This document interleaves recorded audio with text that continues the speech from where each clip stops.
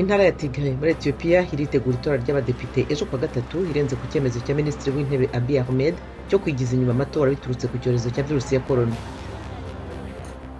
Abayobozi b'ibihugu byo mu muryango wa CEDEAO byo mu burengerazuba bwa Afurika ejo bahamagariye igisirikare cyahiritse ubutegetsi muri Mali gushyiraho umuyobozi wa guverinoma y'inzibacyuho w'umusivili bitarenze tariki 15 y'ukwezi kwa cyenda. Urukiko muri Algeria rwatangiye kumva ubujurire bw'umunyamakuru Red Darani ku gihano cyo gufunga burundu yahawe mu kwezi gushize, kiboneka nk'igipimo cy'ubwisanzure bw'itangazamakuru muri icyo gihugu cyo mu majyaruguru ya Afurika.